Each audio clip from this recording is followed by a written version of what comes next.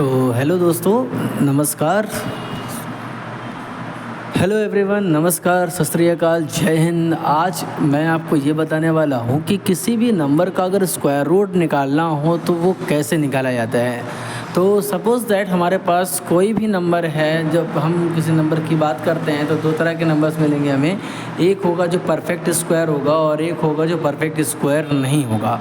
सबसे पहले अगर हम बात करें फॉर एग्ज़ाम्पल कि अगर मुझे कोई नंबर है 2500।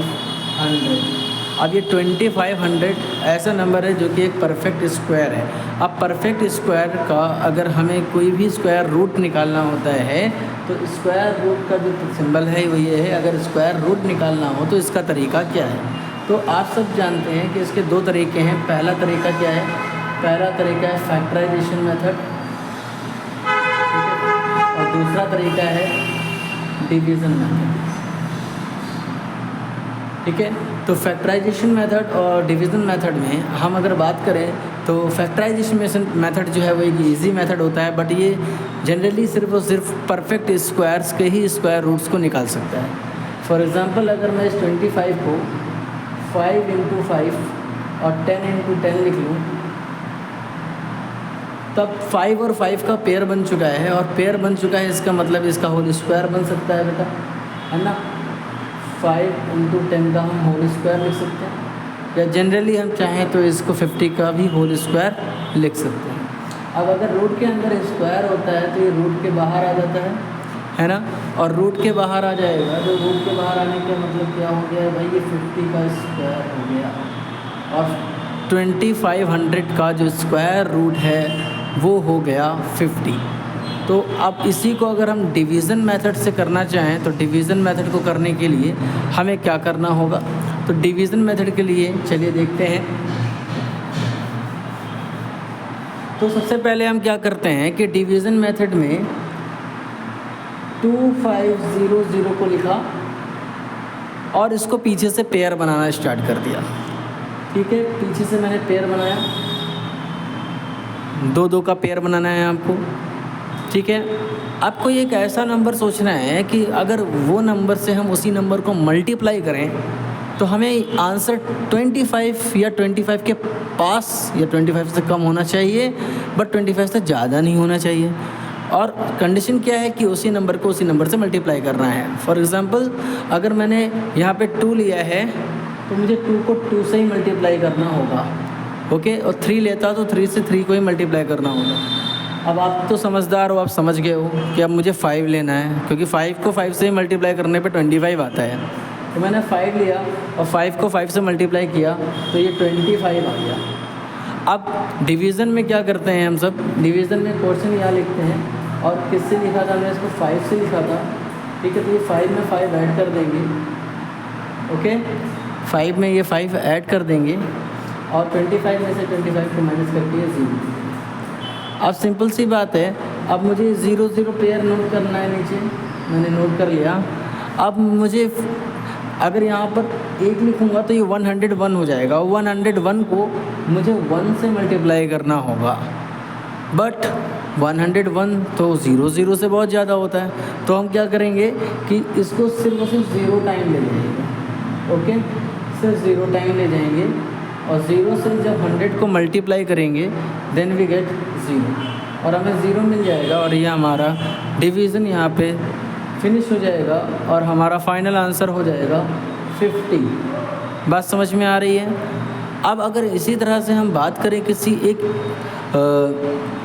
इनपरफेक्ट इस नंबर की, यानी कि जो परफेक्ट नंबर ना हो, परफेक्ट स्क्वायर ना हो, उसकी अगर हम बात करें तो उसका स्क्वायर रूट कैसे निकालते हैं। चलिए आगे बढ़ते हैं और देखते हैं डिवीज़न मेथड से उसका हम स्क्वायर रूट कैसे निकालते हैं। ठीक है, तो मैंने एक नंबर ले लिया है, आप भी ले सकते हो 620। मैंने एक नंबर लिया है 620 और मुझे इसका स्क्वायर रूट निकालना है। ठीक है, तो स्क्वायर रूट निकालने के लिए सबसे पहले हमने क्या किया, इस नंबर को लिखा, और इस नंबर को लिखने के साथ साथ इसका डिवीज़न फॉर्म किया और पीछे से पेयर बना लिया। पीछे से जब पेयर बनाया तो 2 और 0 20 का तो पेयर बन गया, बट 6 बेचारा अकेला रह गया। अब अकेला है तो कुछ ना कुछ तो करेगा ही भाई। तो एक काम करते हैं, तो अब वो नंबर सोचते हैं जिसको उसी नंबर से मल्टीप्लाई करने पर या तो वो 6 से पहले हो जाए या फिर 6 आ जाए, बट 6 से ज़्यादा नहीं होना चाहिए। तब आप समझ गए होंगे कि मुझे किससे मल्टीप्लाई करना है, क्योंकि अगर मैं 2 से मल्टीप्लाई करता हूँ तो 2 2 ज़ा 4 मिलेगा। 3 से मल्टीप्लाई कर देता हूँ तो 3 3 ज़ा 9 हो जाएगा। अब 3 3 ज़ा 9 तो 6 से ज़्यादा हो जाएगा, तो मुझे क्या करना होगा, मुझे 2 2 ज़ा 4 से ही मल्टीप्लाई करना होगा। तो मुझे 2 लिखा मैंने यहाँ पे, और यहाँ पे भी 2 राइट डाउन किया, और 2 2 ज़ा 4 होता है। अब ये 4 ये माइनस करेंगे, ये वाला तो यहाँ पे ऐड कर देंगे। 6 में से 4 जाएगा तो हमारे पास 2 बचेगा, है ना। अब 2 और 2 कितना हो जाएगा, 4। ओके, अब ये जो रिमेनिंग वाला पार्ट है इसको हम नोट कर लेते हैं जैसे हम डिवीज़न रूल में नोट करते थे। ठीक है, तो ये 2 0 हो गया। अब हमारे पास जो नया डिविडेंड है वो है 220।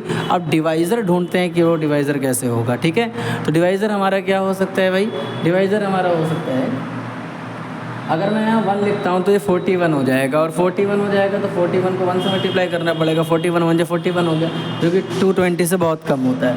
ठीक है, अब हम इसको कितने टाइम्स लेके जाएंगे, आप ऐसे करके 42 को 2 से कर दीजिए, 43 को 3 से कर दीजिए।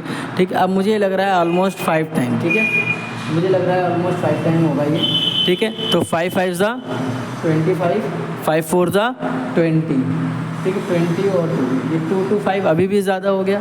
अब ये 4 टाइम से जाएगा और फिर रास्ता नहीं है हमारे पास, तो यहाँ पे लिखेंगे 44 हो गया। 44 को हम किससे मल्टीप्लाई करेंगे, 4 से। 4 4 ज़ा 16 एंड 4 4 ज़ा 16, और 16 और 1 कैरी हो गया हमारा 70। ठीक है, अब इसको हम ऐड कर देंगे, और 4 4 कितना हो गया हमारा 8, और यहाँ पे 4 बच गया। ओके,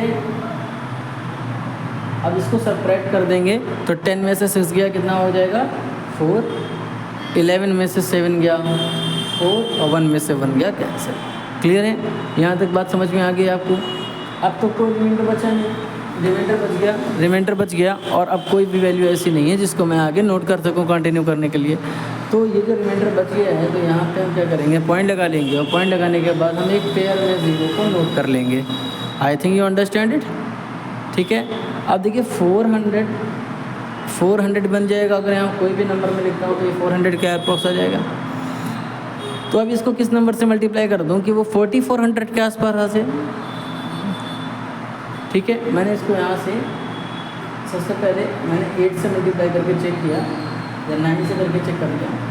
यहाँ 489 को 9 से मल्टीप्लाई करेंगे, और रिज़ल्ट हमें मिलेगा 9 9 ज़ा 81, 9 8 ज़ा 72, 72 और 80, और 9 4 ज़ा 36 और 8 44। तो ये तो ज़्यादा हो गया, इसका मतलब है ये 8 टाइम्स में ही जाएगा, तो 24.8 ये आपका अप्रॉक्स आंसर हो जाएगा। I hope you understand it. ठीक है, अगर हम 8 से इसको मल्टीप्लाई कर देते हैं तो 488 मल्टीप्लाई बाई 8, 488 मल्टीप्लाई बाई 8, 8 8 ज़ा 64, 8 8 ज़ा 64, 64 और 6 70, एंड 8 4 ज़ा 32, 32 एंड 7 39, तो 3904, 3904। अब इसको मैं सब्ट्रैक्ट करूँगा तो यहाँ पे आप 96 देख सकते हैं। ठीक है, 13 में से 9 गया, कितना हो जाएगा आपके पास, 13 - 9 4। ठीक है, 496। ठीक है, ये 496 आपके पास हो जाएगा। ये रिमाइंडर देख सकते हैं आप, 496 दिख नहीं रहा, कोई बात नहीं, बस थोड़ा सा अरेंज कर लेता हूँ, अभी दिखेगा। हाँ, अब दिखा। ठीक है, ये 496। ठीक है, ये वाला जो 496 आप देख रहे हो, ठीक है, ये हमारा रिमाइंडर आया। अब ऐसे ही हम कंटिन्यू करते रहेंगे, पॉइंट लगा हुआ है, फिर से यहाँ 0 0 बढ़ा लेंगे। अब 0 0 बढ़ाने के बाद फिर से ये प्रोसेस कंटिन्यू चलता जाएगा टिल इन्फिनिटी, क्योंकि ये तो एक इरेशनल नंबर बन जाएगा, और इरेशनल नंबर बन जाएगा इसलिए चलता ही रहेगा आगे। आई होप कि ये कॉन्सेप्ट आपको समझ में आ गया होगा। ठीक है, तो डिवीज़न मेथड से हम लोग इसी तरह से किसी भी नंबर का स्क्वायर रूट निकाल सकते हैं।